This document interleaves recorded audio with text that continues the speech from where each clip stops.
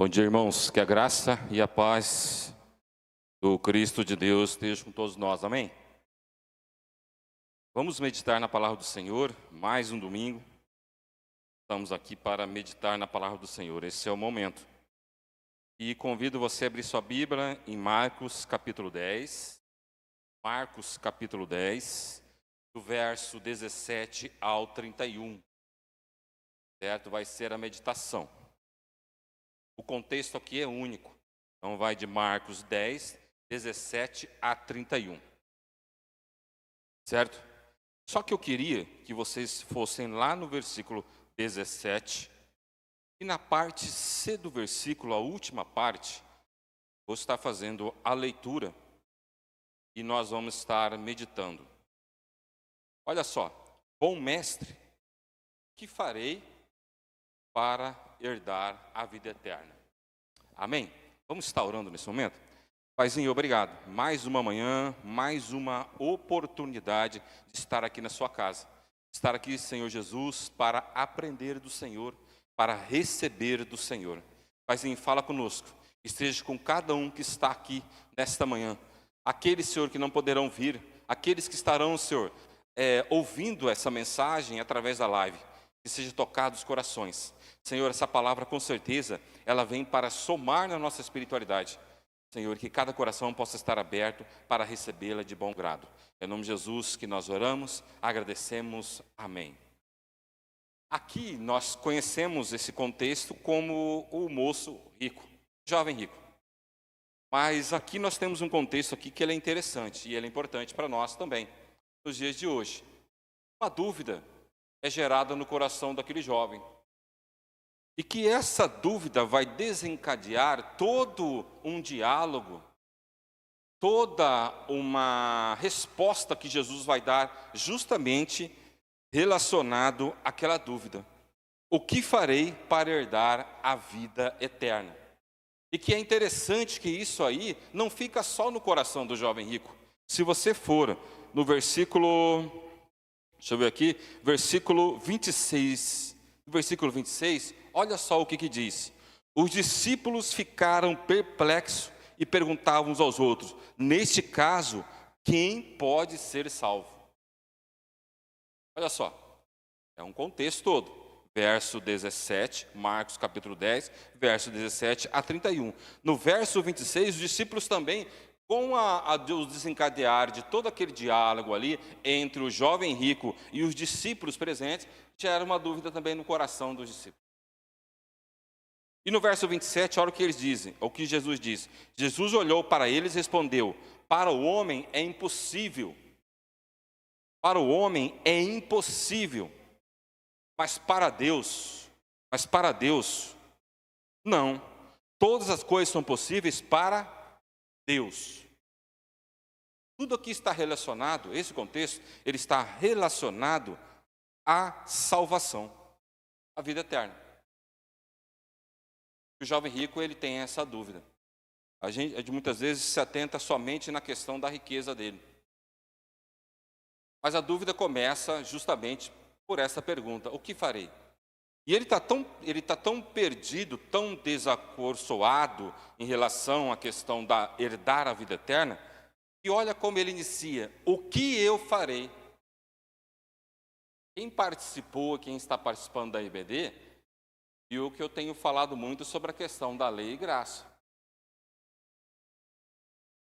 E que a lei, ela nunca deu salvação, e a graça é somente através de Jesus. Então, o que eu farei? Nada. Meu jovem, você não vai fazer nada. Para herdar a vida eterna, você não faz nada. Discípulos, vocês não vão fazer nada. Para vocês é impossível, mas para Deus isso é possível. Salvar o pecador. Então aqui ele está trazendo justamente isso. Ele vai começar a responder. E vamos fazer a leitura agora do Marcos capítulo 10, do verso 17 ao 19. Quando Jesus ia saindo, um homem correu à sua direção, pôs-se de joelhos diante dele e lhe perguntou: bom mestre, o que farei para herdar a vida eterna? Respondeu-lhe Jesus: por que você me chama bom? Ninguém é bom, a não ser um que é Deus. Você reconhece os mandamentos? Você conhece os mandamentos? Não matarás, não adulterarás, não furtarás, não darás falso testemunho, não enganarás ninguém, não honra o teu pai e tua mãe. E ele declarou: mestre, a tudo isso eu tenho obedecido desde a minha adolescência. Jesus olhou para ele e o amou. Falta-lhe uma coisa, disse ele: vá, venda tudo o que você possui e dê o dinheiro aos pobres, e você terá um tesouro no céu. Depois venha e siga-me. Diante disso, ele ficou abatido e afastou-se, triste, porque ele tinha muitas riquezas. Jesus olhou ao redor e disse aos seus discípulos: como é difícil os ricos entrar no reino dos céus. Então, respondendo à pergunta aqui, o que farei? Eu não vou fazer nada. Eu não faço nada para herdar a vida eterna. Isso é responsabilidade do pai e do filho. É isso que é responsabilidade. João 6,37. Todo o que o Pai me der, virá a mim. E quem vier a mim, eu jamais o rejeitarei. Não são as suas obras, não é o seu interesse pessoal. Primeiro, porque o seu interesse nunca vai igualar a vontade de Deus. Romanos fala sobre isso. Nós temos lido muito sobre Romanos esses últimos dias também. Todos se extraviaram, todos pecaram. Não há ninguém, não há um justo, não há ninguém que queira se chegar a Deus. Mas se o Pai manda a mim, eu aceitarei. Eu quero para mim. Eu vou justificar, eu incluirei, vou inserir na vida eterna. João 6,39. E esta é a vontade daquele que me enviou. Quem enviou? O Pai. Que eu não perca nenhum dos que ele me deu, mas ressuscite o quê? No último dia. Vida eterna. Bom, mestre, o que eu faço? Nada. Você não vai fazer nada, meu jovem rico. Você não vai fazer nada. Eu é quem faço isso. Mas quem pode ser salvo, Senhor?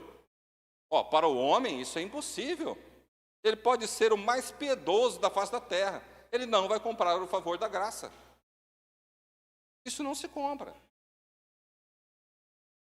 Isso é eu quem faço. João 3,3, em resposta declarou: digo-lhe a verdade, ninguém pode ver o reino de Deus se não nascer de novo. E essa vontade é pessoal? Não, é vontade de Deus. Eu vou inserir pessoas no reino de Deus. Esta é a vida eterna, que te conheçam, o único Deus verdadeiro, e a Jesus, a quem enviastes. João 17,3. Então, respondendo à pergunta do jovem, o que se faz para herdar a vida eterna? Nada. Jesus já fez. Jesus já conquistou a vida eterna. Aí eu queria deixar o tema para nós, desse sermão dessa manhã. Atitudes certas. Decisões erradas.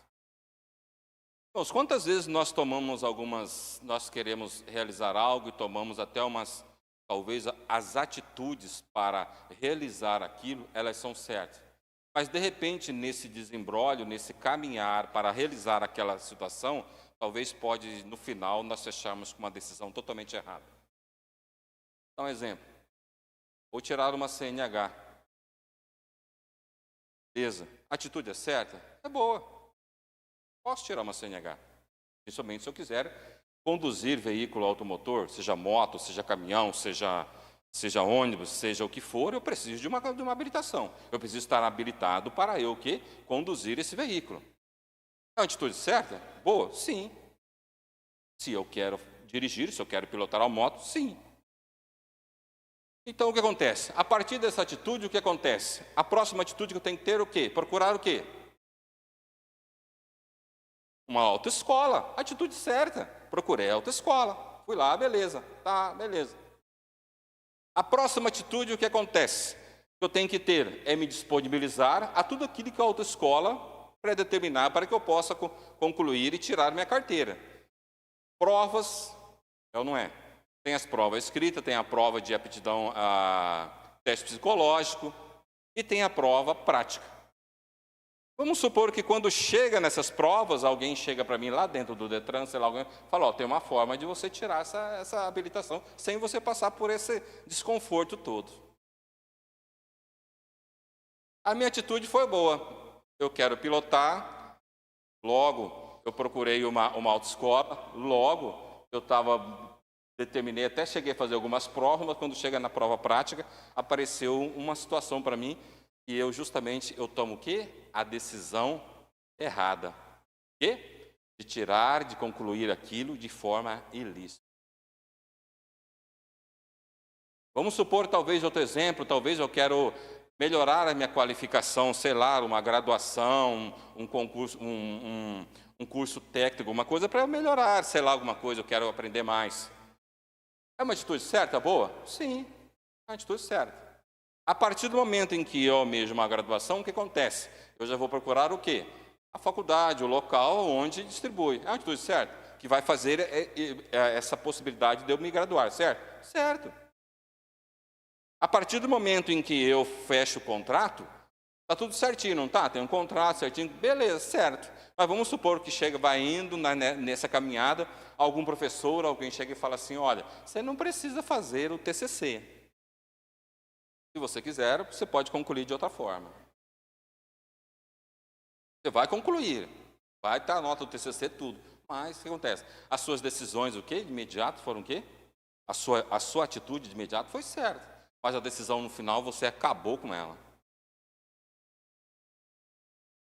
A mesma coisa, vamos supor, a atitude certa. Vamos supor, eu quero aprender mais da palavra do Senhor.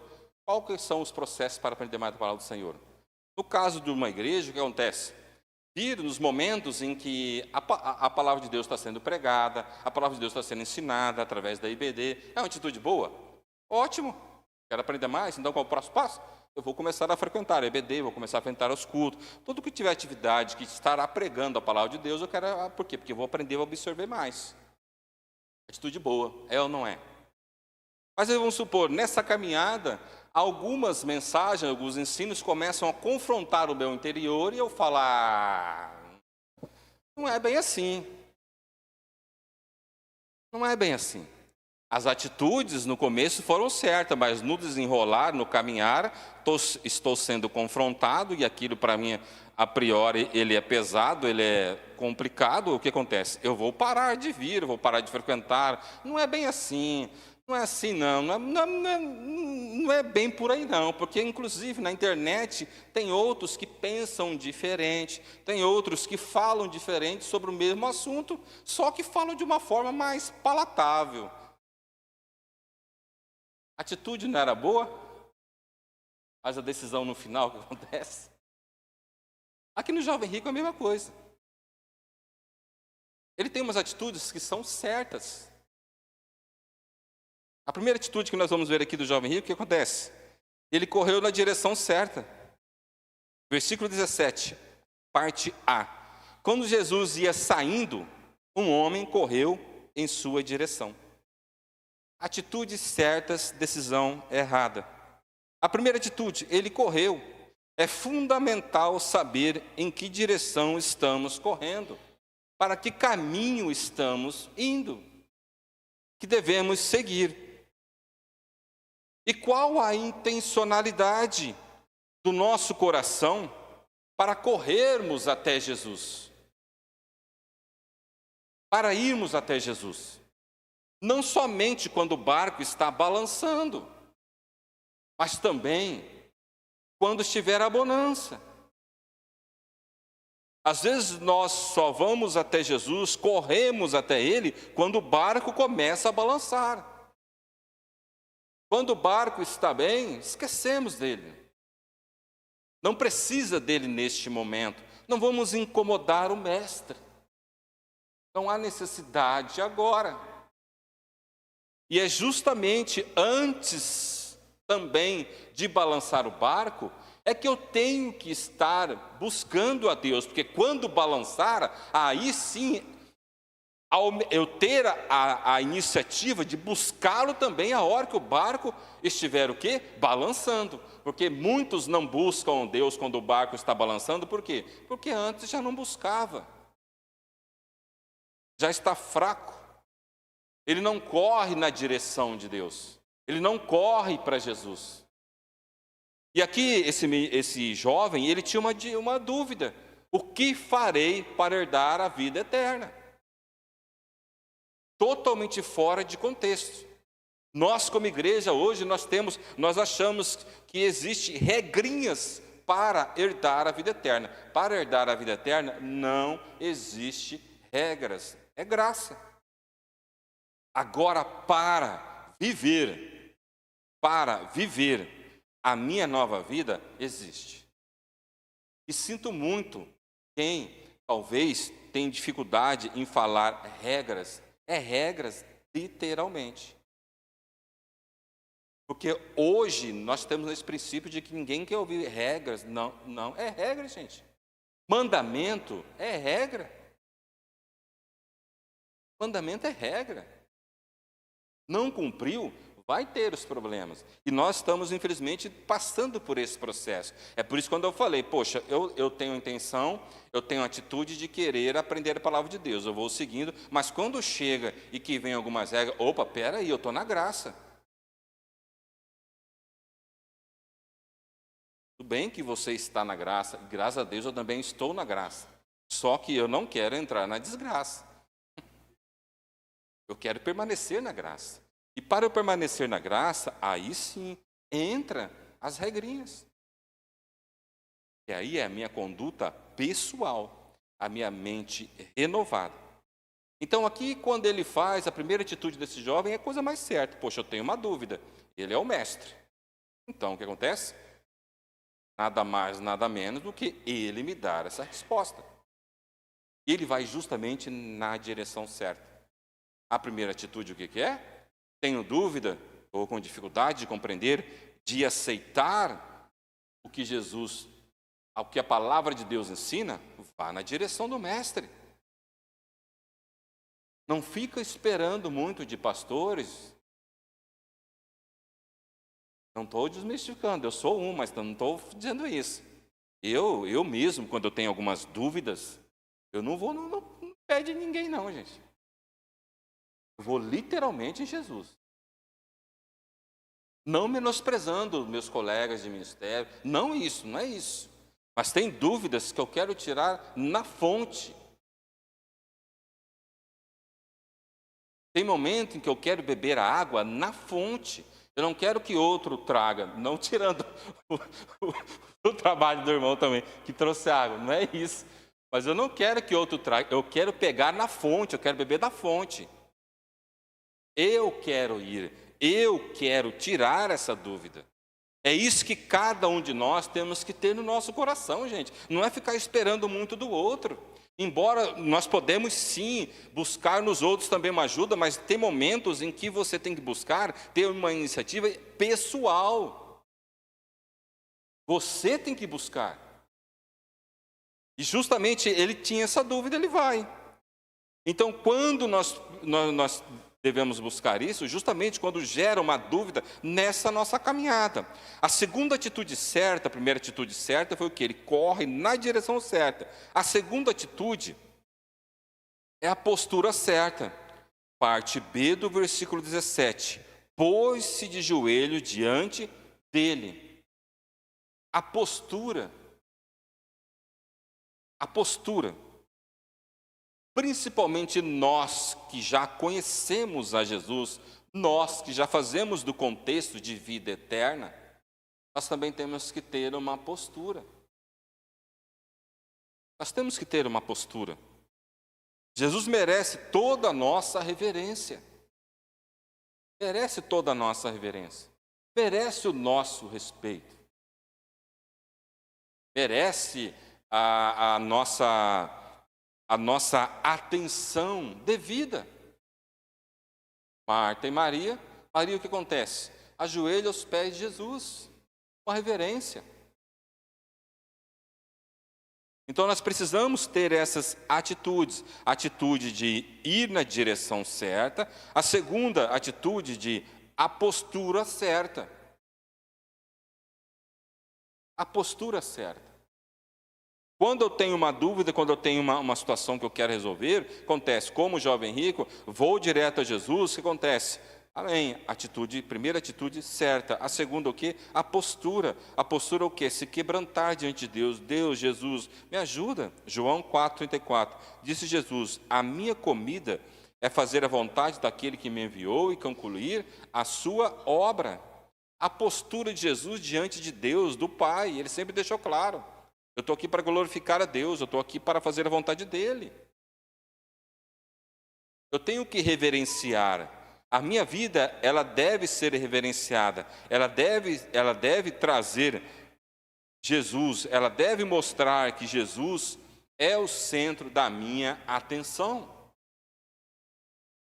Isso deve ser levado em conta a todo momento. Então, o jovem rico, ele tem a primeira atitude de ir até Jesus, a segunda, a postura certa. E que essa postura, o que acontece? De joelhos, o que é? Quando a gente olha a questão que nem a situação de Jesus com a mulher samaritana, que fala sobre os verdadeiros adoradores, adorarão Deus em espírito e em verdade. Adorar ali, no caso, é se prostrar, é se render, é se mostrar submisso a uma autoridade. A uma autoridade. É assim que nós devemos ter essa postura de submissão plena, de entender que Jesus, ele é uma autoridade na minha vida, para que eu possa, assim, receber o máximo dele. A terceira atitude que ele tem aqui, boa, é fazer a pergunta certa. Bom, eu tenho uma dúvida. Eu já vou chegar assim, eu vou ser bem pragmático e já vou fazer pergunta já direto. Bom mestre, o que eu farei para herdar a vida eterna? A pergunta pode ser, talvez você pode até, cara, de imediato, talvez até com vergonha. Mas não sinta vergonha diante de Deus. Faça a pergunta. Apresenta a Ele a sua dúvida. Ele sabe, mas Ele quer que você apresente. Ele quer que você tenha a atitude de buscá-lo, atitude em ato de reverência e atitude de fazer a pergunta, de tirar aquela dúvida no seu coração que você pode ter hoje. Talvez você pode estar experimentando hoje. Quantas dúvidas nós passamos? Eu tenho dúvidas. Sempre tenho alguma dúvida que eu busco. Só que eu busco no Senhor muitas vezes. Às vezes sim, eu busco em outras pessoas. Busco também. Mas há muitas coisas que eu vou direto ao Senhor.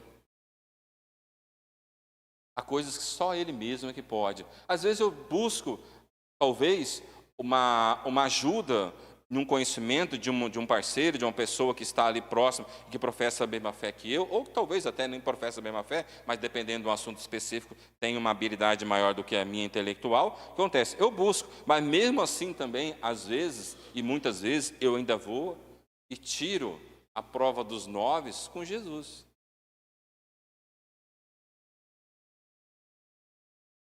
E é complicado hoje, porque hoje esse mundo que é tudo muito rápido, você tem que resolver as coisas, você pode ver que tudo é num clique, tudo tem que ser rápido, você pode ver que hoje você, eu tenho a solução para a sua questão financeira, clique em saiba mais, mas é agora, porque daqui a pouco vai acabar a promoção, o cara já fica, hoje vai acabar, pá, clique. Tudo é assim. Olha, eu tenho aquela panela do sonho das mulheres, tal, para vender, ela está na promoção, mas é agora, é a última peça, pá, 1000 mulheres, clica ali e vai ter para as 1000 mulheres aquela única panela que a priori não tinha. Os homens, talvez, o que os homens? Um carro, uma ferramenta, sei lá, essa aqui é a única caixa de ferramenta que tem, é a última, está acabando, vem aqui na loja, pá, está aqui. Puxa, isso aqui é meu sonho, faz tempo que eu quero, porque eu preciso de uma caixa daquela, vai lá, pá, chega lá, está uma fila, não, tem 1000 comprando, acho que você ainda está na fila ainda. Nós somos induzidos a isso, gente. E por isso que muitas vezes, na primeira resposta que vem, muitas vezes, nós já abraçamos. Se não for diretamente de Jesus, toma cuidado com a primeira resposta. Se ela vem diretamente de Jesus, você tem plena convicção, você tem certeza, pode descansar. Pode ficar, executar, viver aquilo ali com tranquilidade. Mas se essa primeira resposta não vem de Jesus automaticamente, tome cuidado. Tome cuidado. Assim como ele fala, como ele reconhece, bom mestre, mestre que é rabi, ele reconhece que aquele que ensina, que é sabedor de todas as coisas. Poxa, se ele sabe todas as coisas, então eu vou tirar essa dúvida. Eu preciso tirar essa dúvida. Essa dúvida que vem me martirizando, que vem me deixando preocupado, me deixando sem rumo. Eu preciso tirar essa dúvida. Talvez você pode ter uma dúvida. Talvez você pode passando por esse momento. Então, a terceira coisa, ele fez a pergunta certa. Aceitar os ensinos de Jesus, reconhecer Jesus como mestre, aquele que é o portador de todo conhecimento. João 13:13. Vocês me chamam de mestre e senhor, e com razão, porque eu sou. Marcos 3:7. Jesus retirou-se com os seus discípulos para o mar, e uma grande multidão vinha da Galiléia e o seguia. Para o quê? Para aprender, para receber conhecimento dele. João 3,16, porque Deus não amou o mundo, que deu seu Filho unigênito, para que todo nele crê não pereça, mas tenha a vida eterna. Respondendo à pergunta dos discípulos, respondendo à pergunta do moço rico, quem pode salvar? O que eu faço? Quem pode salvar? João 3,16, o Filho unigênito. Eu posso salvar. Essa é a vontade do Pai. A quarta coisa que esse jovem faz, certa, olha só, ele fazia as coisas certas, segundo ele diz. Olha só, verso 19 e 20. Você conhece os mandamentos? Não matarás, não adulterarás, não furtarás, tal. Beleza? Ele pega e ele fala, sim, Senhor. Mas vocês concordam comigo que falta um mandamento aqui? Vocês concordam comigo? E que esse mandamento é o principal de todos?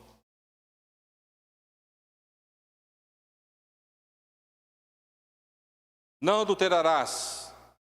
Vocês lembram que eu tenho falado para vocês a questão do mandamento vertical e horizontal? O vertical é do próximo e o horizontal é o quê? Relacionamento com Deus. Aqui Jesus chegou a tocar no relacionamento horizontal, vertical. Ele só toca no relacionamento o quê? E é do próximo. Aqui que vai sair a resposta de Jesus. E ele fala, sim, eu desde a adolescência eu observo os mandamentos. Só que aqui ele estava tão um pouquinho fora da casinha, como nós ficamos em alguns momentos, ele não percebe, fala, poxa, mas os mandamentos não são só esses, tem mais. São 10. Tem mais. Tem mais mandamentos aqui. Isso passa a desapercebido de imediato no coração dele. Então, praticar a palavra de Deus, ela é obrigação. Praticar a palavra de Deus não compra a graça. Então, eu praticar a palavra de Deus, viver os mandamentos, não vai comprar a graça de Deus. A graça ela é um favor imerecido e que não é conquistado por obras. Eu não faço parte da conquista da graça de Deus. Ele me agracia. A única coisa que eu vou cooperar é com o meu novo comportamento, nova mentalidade, renovação da mente, deixar as coisas para trás, seguir um novo caminho. É só isso que eu faço parte, por causa da renovação da minha mente. Mas na graça eu não participo de nada a não ser o quê? Se render a Jesus, e que mesmo assim não é por obras. De fato, a lei é santa, e o mandamento é santo, justo e bom. Romanos 7,12. Aí por isso que vem a dúvida em alguns. Poxa, se a lei não tem, por que eu tenho que obedecer à lei? Oxe, porque ela é santa. Ela é um mandamento santo, justo e bom. Romanos 7,12. É só para isso. É só para questão de caráter. Tanto que o quê? Romanos 8, 1 a 2 diz o seguinte: portanto, agora já não há condenação para os que estão em Cristo Jesus, porque por meio de Cristo Jesus, a lei do Espírito de vida me libertou da lei do pecado e da morte. Então não há condenação para nós. Se você tem alguma dúvida, se alguém chegar que conhece Jesus, falar, poxa, mas o que eu ainda devo, o que devo fazer? A pessoa me perguntou, o que faz para herdar o reino de Deus? O que faz para ser agraciado? Você fala, nada. Nada. Jesus já fez. Ah, mas não tem que aceitar? O aceitar é outra coisa. O render-se é outra coisa. É outra coisa. Não cabe aqui. O que cabe aqui, o que acontece? É justamente o que? Eu entender que a graça é somente Jesus, é somente Deus quem agracia. E quer seja por eleição, quer seja por livre-arbítrio, é Ele quem vai agraciar. É Ele quem vai agraciar. Então você pode ver que aqui o jovem, ele aparentemente, poxa, eu faço, eu obedeço.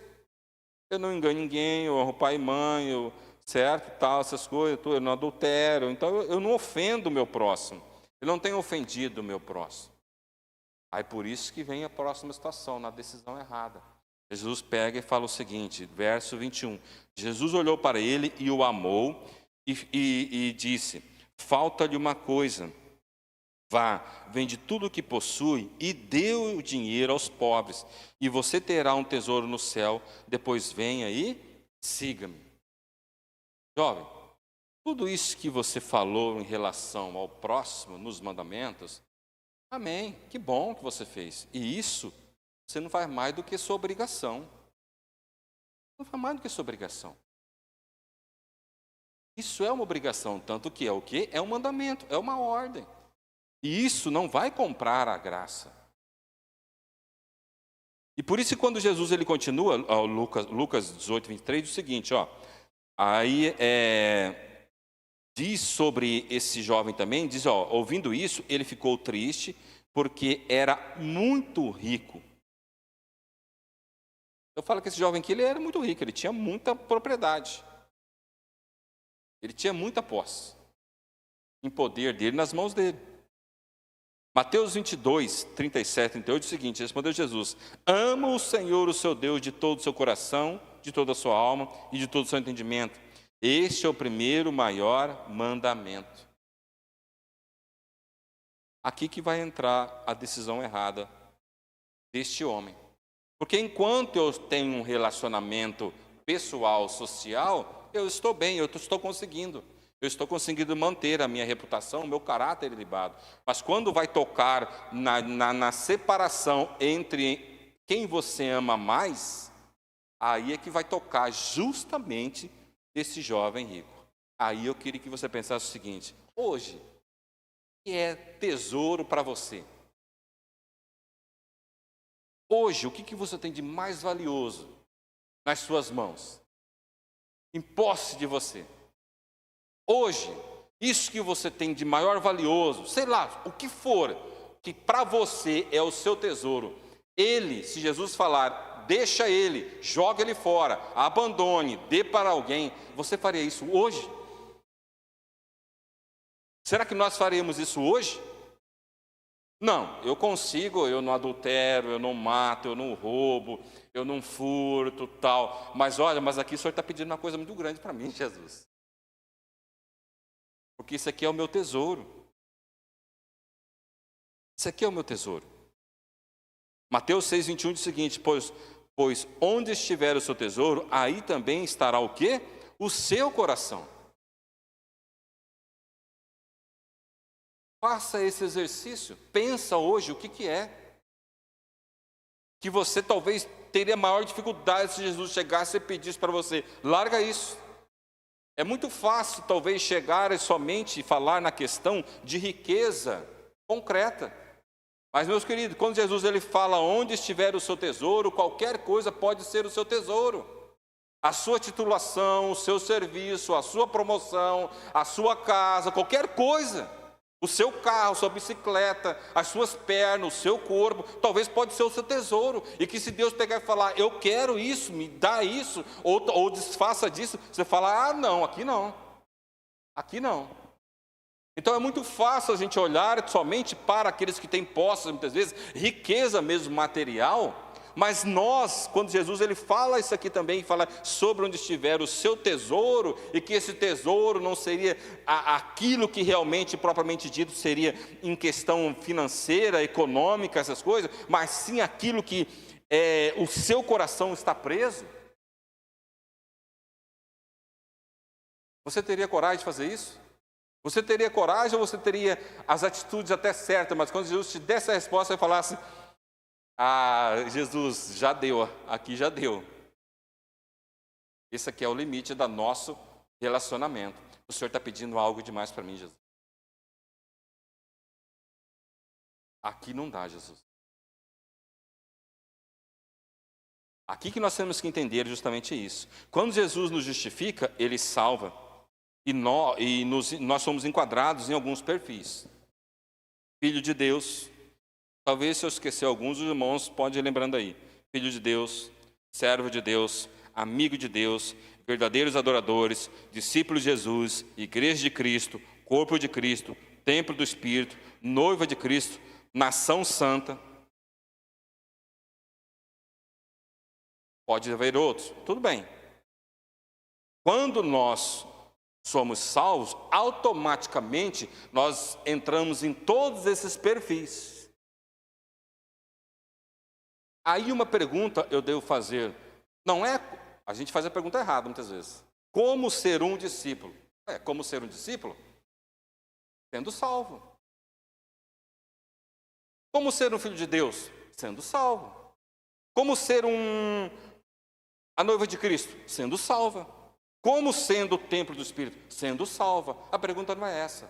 A pergunta é o quê? O que faz? Qual a postura? Qual a conduta da noiva de Cristo? Eu já sou salvo. Eu não faço nada. Você lembra que eu falei para vocês que eu não faço nada para eu ser o Espírito Santo, o templo? Jesus é que me fez. Você lembra quando eu falei para vocês que nova criatura, eu não faço nada, é Jesus que me torna nova criatura. Então não é o que eu faço, mas sim, ou melhor, não é como ser mas sim o que eu faço quando eu já entro nesse perfil. Quando eu entro nesse perfil de igreja de Cristo, como que age a igreja de Cristo? Não é como ser, é como agir. Como ser é Jesus que me faz. Como ser? Sendo salvo. Como ser nova criatura? Sendo salvo. Como é ser filho de Deus? Sendo salvo. Como é ser servo de Deus? Sendo salvo. Pronto, acabou. Ô mestre, o que eu faço para herdar o reino? Sendo salvo. Jesus salvando, você herda.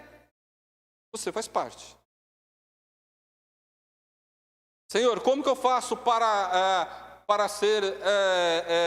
como que eu faço para herdar a vida? É sendo salvo. É eu que vou fazer você. Eu que vou colocar você nesta nação santa. Eu que vou tornar você minha noiva, eu que vou tornar você meu discípulo, eu que torno você como igreja de Cristo, eu que torno você como corpo de Cristo. A pergunta não é essa, então, como ser mas sim o que faz. Jesus, eu já sou filho de Deus. Todos que conhecem Jesus aqui já têm Jesus como Senhor e Salvador. Você, meu irmão, minha irmã, a igreja, ela já é filha de Deus, ela é serva de Deus, ela é amiga de Deus, ela é verdadeira adoradores, ela é discípulo de Jesus, ela é igreja de Cristo, ela é corpo de Cristo, ela é templo do Espírito Santo, ela é noiva de Cristo, ela é nação santa. Então, tudo isso nós já somos, nós temos a capacidade de ser. Agora, o que eu preciso ter, o que faz? O que um discípulo faz? Ele segue o mestre. Essa é a pergunta, não é como ser, mas sim o que fazer. O que eu faço? O que um discípulo faz? Ele segue o mestre. O que a igreja de Cristo faz? Ela cultua a Deus, ela se reúne, ela congrega. O que o corpo de Cristo faz? Ele vive junto e um apoia o outro, um ajuda o quê? Através dos dons, dos talentos. Como que faz? Exatamente isso. O corpo de Cristo, ele faz isso. Essa é a postura. O que faz o templo do Espírito Santo? Guarda-se. Eu guardo o meu corpo, eu privo o meu corpo daquilo que é errado. Porque é o templo, já tem algo que mora em mim, que habita em mim. E que esse que habita em mim, ele não aceita as minhas vontades, mas sim a vontade daquele que o enviou, que é o próprio Deus. A mesma coisa, filho de Deus.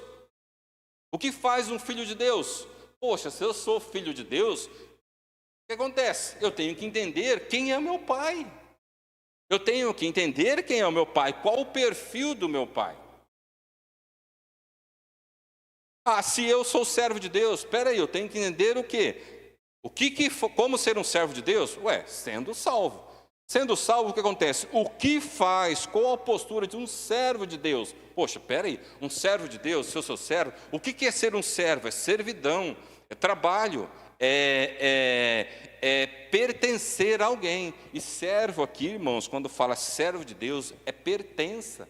Eu sei que hoje, principalmente, ninguém aceita isso, está raríssimo, muito delicado você pegar e falar que você pertence. Não, pertence. Esse celular pertence a mim. É literalmente, eu pertenço a Jesus. Então, isso que está difícil hoje também de nós aceitarmos e nós entendemos. Então, por isso que quando eu tenho essa dificuldade, eu posso até ter a decisão certa. Eu vou até Jesus, eu tomo a postura certa, talvez de até ajoelhar, de me quebrantar diante dele. Eu faço a pergunta certa, talvez até eu faço grande parte das coisas certas, mas quando vem a decisão ali, que ele pega e fala, filho, está faltando alguma coisa. E sempre vai estar faltando alguma coisa, tá, gente? Não é só o jovem rico, sempre vai estar faltando alguma coisa da nossa parte. Porque nós não somos perfeitos. Sempre vai estar faltando alguma coisa, você pode ter certeza. Sempre vai falar, nem que seja talvez a empatia, nem que seja o amor, nem que seja a compreensão, vai faltar em algum momento. A tolerância. Sempre está faltando alguma coisa. Não, eu estou perfeito, eu sou perfeito que nem o jovem rico. Não é. O jovem rico também não era perfeito, tanto que ele quebra o primeiro mandamento. O quê? O tesouro dele, o que era? Os bens materiais. E Jesus, ele fala, olha, em Mateus 6, 24, o seguinte, ninguém pode servir a dois senhores, pois odiará um e amará o outro, ou se dedicará a um e desprezará o outro. Vocês não podem servir a Deus e ao dinheiro. O dinheiro, ele é para beneficiar a gente, isso é bom. Tanto que é moeda de troca. Moeda de troca, então Deus, ele sabe disso. Está reprovando isso. Está reprovando o amor. O amor mal direcionado. O amor mal conduzido. Por isso que eu tenho que me autoavaliar. Então, por isso que quando eu tiver dúvidas, se eu tiver alguma situação, eu devo chegar ao Senhor. E como eu tinha lido aqui, vou ler de novo, verso 26, quando ele fala a questão da salvação, os discípulos ouviram tudo aquilo ali, até que Jesus fala, olha, como é difícil um rico entrar no reino de Deus, abandonar tudo, tal, e ser salvo, essas coisas, como é difícil. Ele vai falar no verso 24, no verso 25, é mais fácil um rico entrar, é mais difícil um rico entrar no reino de Deus do que um camelo passar pelo fundo de uma agulha.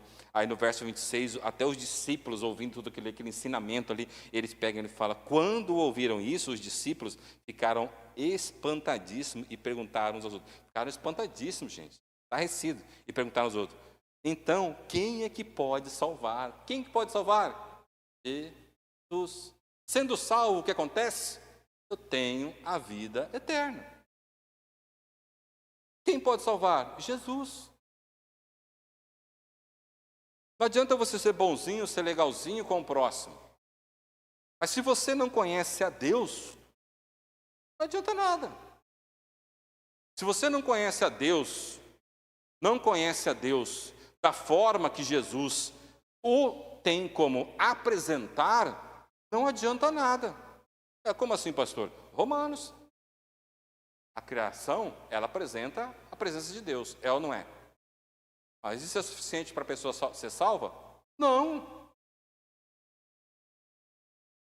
Não. Por quê? Porque quem que salva? Jesus. Tanto que tem muitas pessoas que falam, não, tem um ser superior sim. É Deus, eu creio. É Deus, é um ser superior. Não tem como olhar para tudo isso e falar que veio do nada, tipo assim, não teve uma origem. Alguém criou isso aqui. Amém. Romanos. Você vai entrar no quadro quê? Dos indesculpáveis. Eu creio sim. Eu creio que existe um ser superior que criou tudo isso aqui. E eu creio também que o Filho dele é o meu Senhor e Salvador. Sim. Vida eterna para você. Vida eterna para você. Não adianta somente crer que Deus existe. Se eu não crer que Jesus é o enviado, Ele é o Messias, Ele é o Salvador. Não vai adiantar. Não vai adiantar. A pessoa que confessar para você que Deus existe, amém. Mas se ela não confessa que Jesus é Senhor e Salvador, ela está com um sério problema. E é o que Jesus está falando aqui para esse rapaz. Você observa, você conhece a palavra. Conhece a palavra, conhece tudo. É por isso que eu tenho que tomar cuidado, gente, porque tem muitas pessoas, muitas vezes, que vêm ao nosso encontro, fazem parte, muitas vezes, da questão da casa do Senhor, tudo, mas por algum momento, quando a atitude dele é certa, ele vem, ele ouve, ele tem tal, mas quando chega nas decisões, ele não consegue. Alguns retroagem, alguns voltam de novo. Por quê? E faltou algo.